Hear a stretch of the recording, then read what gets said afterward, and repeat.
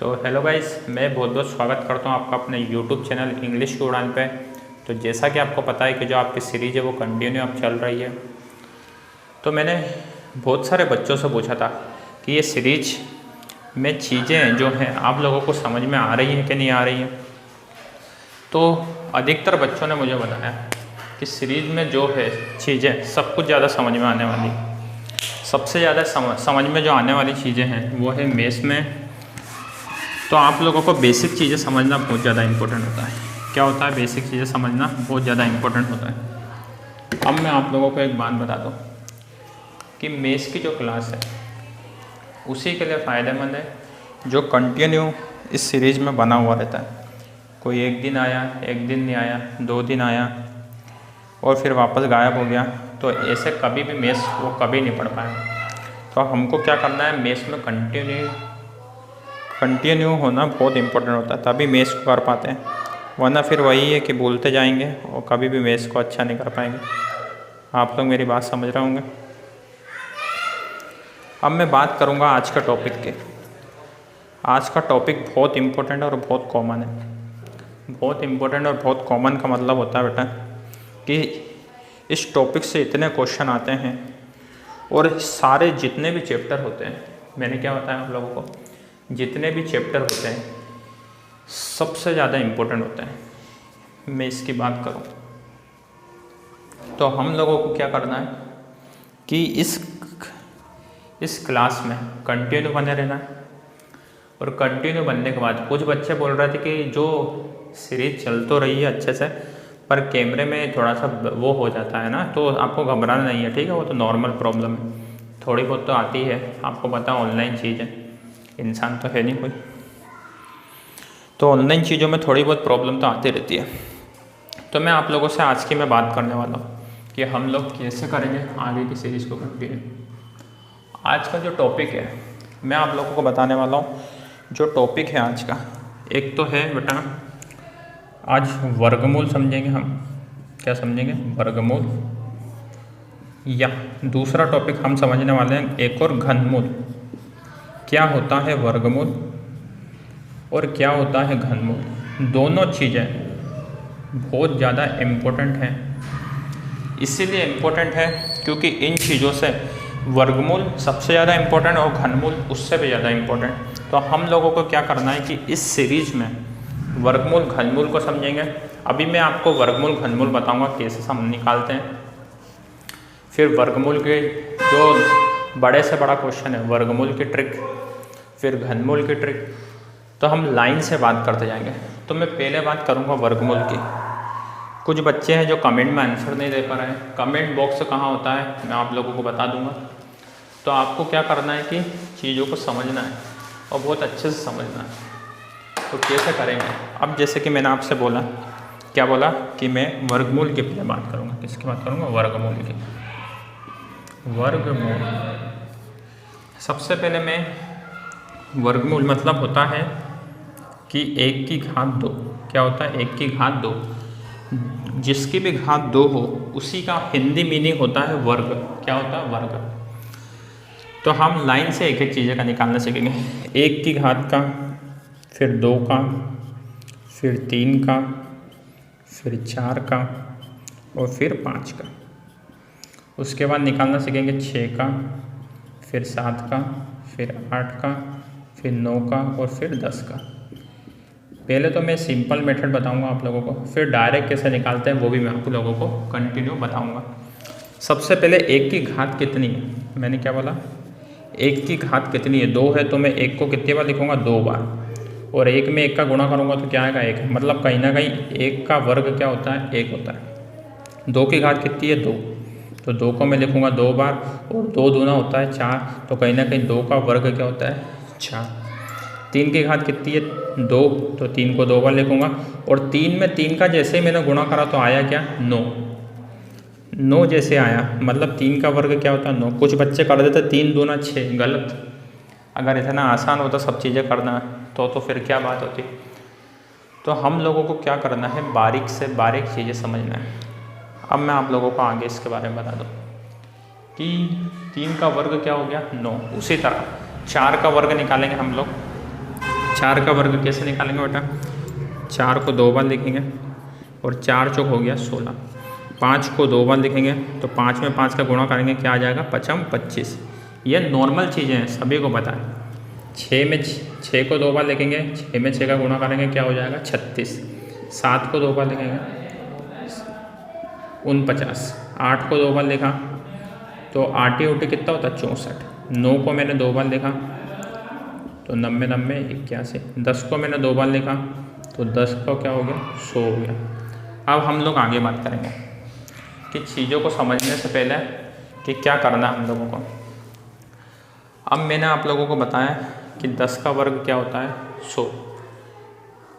तो चीज़ें समझना है आसानी से। अगर किसी को 10 तक के वर्ग याद है, मैंने क्या बोला? अगर किसी को 10 तक के वर्ग याद है तो कोई भी आपको मेस में कितने भी बड़े वर्ग क्यों ना पूछ ले, किसी भी चीज़ का वर्ग, कितनी भी बड़ी संख्या का वर्ग क्यों नहीं पूछ ले, आप उसको मात्र 5 सेकंड में निकाल लेंगे। कितने सेकंड में? 5 सेकंड में। ये बहुत इंपॉर्टेंट होता है सभी के लिए, सभी एग्ज़ाम पूछा जाता है। अगर बड़ा क्वेश्चन आ गया और उसका डायरेक्ट निकालना है तो हम लोग उसको 5 सेकंड में निकाल सकते हैं, पर सबका ध्यान यहीं पर होना चाहिए। इस क्लास को आप देखना है तो कहीं ना कहीं कुछ सीखने ही आए होंगे, क्योंकि अगर आपको लोगों से अलग बनना है तो आपको अलग एक्स्ट्रा मेहनत तो करना पड़ेगी, वरना फिर वही सभी लोग जो चल रहा है वो चलते रहेगा, जैसे बाकी लोग वैसे आप लोग भी। तो कुछ अलग अगर अलग करना है या कुछ ज़िंदगी में कुछ बनना है तो हम लोगों को क्या करना होगा बेटा? औरों से अलग चलना होगा। अलग चलने का मतलब समझ रहे हो आप लोग? तो मैंने आपसे क्या बोला? वर्गमूल। 1 का स्क्वायर, वर्गमूल को इंग्लिश में क्या बोलते हैं? स्क्वायर। तो 1 का वर्ग क्या होता है? 1। 2 का वर्ग क्या होता है? 4। 3 का वर्ग 9। 4 का वर्ग 16। 5 का वर्ग 25। 6 का वर्ग 36। 7 का वर्ग 49। 8 का वर्ग 64। 9 का वर्ग 21 और 10 का वर्ग 100। अब मैं बात करता हूँ आगे मैं बात करने से पहले आप लोगों को एक चीज़ बताना चाहूँगा। क्या चीज़ बताना चाहूँगा? कि वर्ग आप लोगों को समझ में आया इतना, और मैं डायरेक्ट भी बताऊँगा कि डायरेक्ट कैसे करते हैं। डायरेक्ट का मतलब आप लोग समझ रहे होंगे। अब मैं आगे बात करूँगा। यहाँ पे चलता हूँ कि 11 का वर्ग मेरे को निकालना, तो 11 को कितनी बार लिखूँगा? 2 बार। तो 11 में 11 का करूँगा, कितना आ गया? 121। गुणा करूँगा 11 में 11 का, कितना आएगा? 121। 12 का स्क्वायर, 12 को 2 बार लिखूँगा और 12 में 12 का गुणा करूँगा, कितना आएगा? 144। ये मुझे डायरेक्ट पता है, आप लोग गुणा करके देखना, 144 से आएगा। 13 का वर्ग निकालूंगा, 13 को 2 बार लिखूँगा तो कितना आ गया? 169। 14 का 2 बार करूँगा तो कितना आ जाएगा? 196। अब मैं 15 का करूँगा तो 15 को 2 बार लिखूँगा तो 15 में 15 का गुणा करूँगा तो क्या आ जाएगा? 225। 15 का वर्ग क्या होता है? 225 होता है। तो चीज़ें अपन को समझना पड़ेगी। अब मैं बात करूँ आपसे आगे की कि कैसे चीज़ों को समझना है। 15 तक के वर्ग आप लोगों को समझ में आ गया होगा, तो आप लोग इसका स्क्रीनशॉट भी ले सकते हैं और आगे भी बढ़ सकते हैं। इन चीज़ों का स्क्रीनशॉट भी ले सकते हैं और आगे चल सकते हैं। सभी को क्लियर दिख रहा है? सही दिख रहा है आपको? तो ये होती है बात किसकी? वर्गमूल की। किसकी बात होती है? वर्गमूल की। अब वर्गमूल आप लोगों को समझ में आ गया होगा मेरे ख्याल से। इसका लिख सकते हैं, स्क्रीनशॉट भी ले सकते हैं ना। स्क्रीनशॉट लेके आप बाद में भी नोट्स बना सकते हैं। तो मैं अब आगे बात करूँगा किसकी? स्क्रीनशॉट ले लीजिएगा, ठीक है। क्या करेंगे आप लोग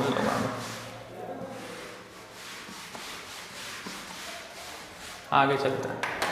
अब मैं बात करने वाला हूँ, अगर यहाँ तक 15 तक जिसको याद है, 15 तक नहीं 10 तक ही जिसको याद है वो पूरा कर लेगा। अब मैं बात करने वाला हूँ आप लोगों से बेटा घनमूल के बारे में। किसके बारे में? घनमूल। घनमूल को बोलते हैं, इंग्लिश में बोलते हैं क्यूब रूट। इंग्लिश मीडियम वाले बच्चे जो देख रहे हैं समझ जाना क्या बोलते हैं बेटा? Cube root. और वर्ग को बोलते थे स्क्वायर। तो सबसे पहले तो मैं 1 का क्यूब का मतलब होता है घात 3। कितना होता है? अच्छा, स्क्वायर का मतलब क्या होता है? घात 2। घनमूल का मतलब घन मतलब घन 3 चीज़ों से मिलके बनता है। तो हम लोगों को क्या करना है कि घनमूल की घात कितनी, 1 की घात 3। अब 1 की घात 3 मतलब 1 को कितनी बार लिखूँगा, 3 बार, और 1 में 1 का गुणा करूँगा तो आएगा क्या, 1। 2 का क्यूब, 2 को मैं कितनी बार लिखूँगा, 3 बार। चलो तो 2 दूना 4, 4 दूना 8। तो कहीं ना कहीं 1 का क्यूब क्या होता है 1, 2 का क्यूब क्या होता है 8, 3 का क्यूब, 3 को मैं 2 बार लिखूँगा, 3 बार लिखूँगा सॉरी। तो 3 तिया 9, 3 तिया 9, 9 तिया 27। तो कहीं ना कहीं 3 का घन क्या हो गया, 27। 4 का क्यूब, 4 को मैं कितनी बार लिखूँगा, 3 बार। 4 चौक 16, 16 चौक 64। 5 का क्यूब निकालूंगा, 5 को 3 बार लिखूँगा। 5 25, 25 पंजे 125 हो गया। ये हो गया 5 का क्यूब। आप लोगों को समझ में आ रहा होगा। अरे घात 3 है तो मैं 3 घात है तो 3 बार लिख के गुणा करूँगा ना, 3 घात है तो 3 बार लिख के गुणा करूँगा। अगर 4 घात होती तो 4 बार लिख के गुणा करता। समझ में आ रही है बात सबको, सभी लोगों को समझ में आ रही है बात।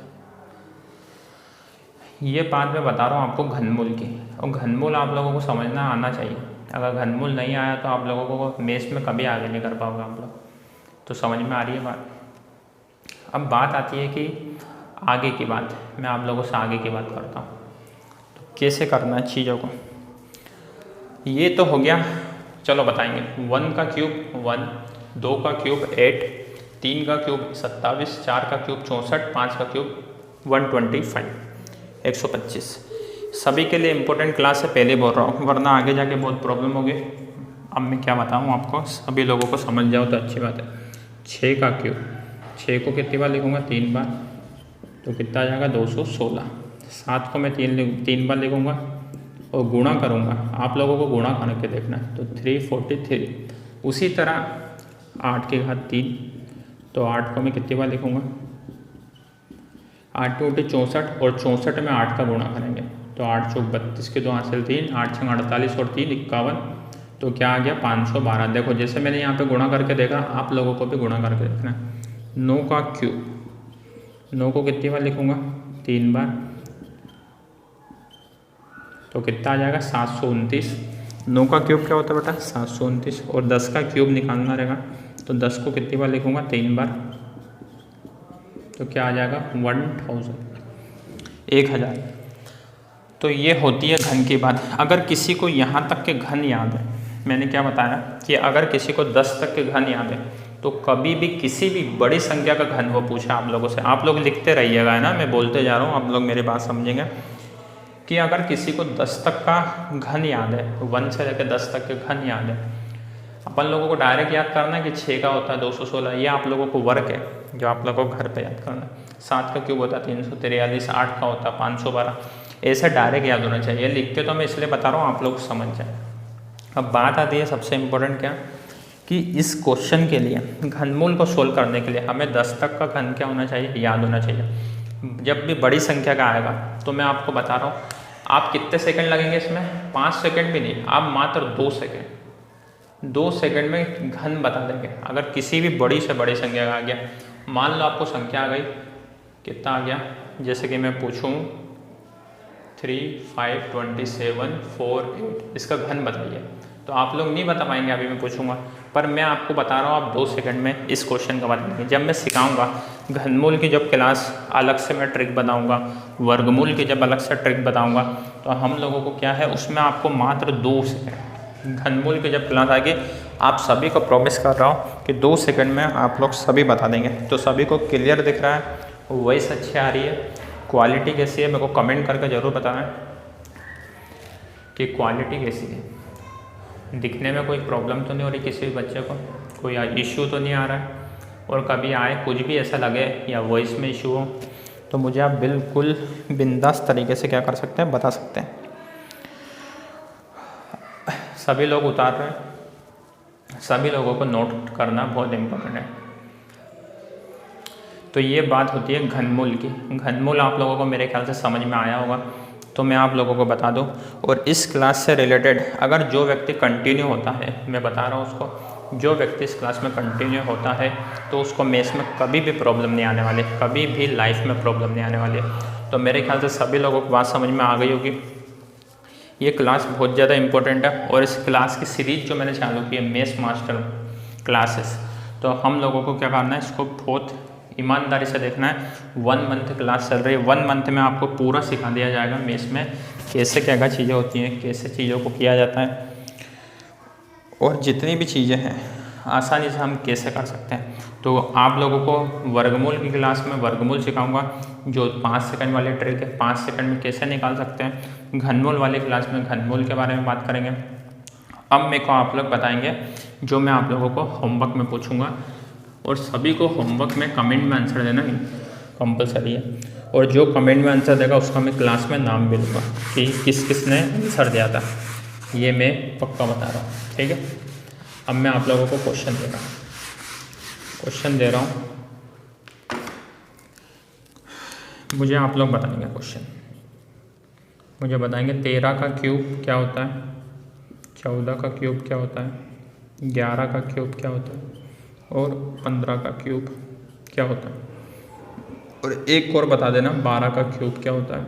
ये क्वेश्चन का आंसर आप लोगों को बताना है, और मैंने आपको बताया कैसे निकालते हैं। ये अभी थोड़ी सी लॉन्ग मेथड है पर इसकी शॉर्ट ट्रिक भी सीखेंगे, और आंसर देना सभी को कंपलसरी है। तो मेरे ख्याल से आप लोगों को ये क्लास समझ में आई होगी, और कंटिन्यू सभी को आना है, तभी हम लोग इसको कर पाएंगे, क्योंकि चीज़ें जो हैं इतनी आसान नहीं है, धीरे धीरे समझते जाएंगे और सोल्व करते जाएंगे। तो कैसी लगी आपको ये क्लासेस? अगर क्लास अच्छी लगी हो तो इसे लाइक करिएगा, और जिसने चैनल को सब्सक्राइब नहीं किया हो वो ज़रूर कर लेना, क्योंकि क्लास जैसे आती है आपको लोगों को ऑटोमेटिक पता चल जाएगा। अगर सब्सक्राइब नहीं करा तो फिर क्लास के बारे में आपको कभी पता नहीं चलेगा। तो यहाँ तक जो है मेरे ख्याल से आप सभी को बात समझ में आ रही होगी।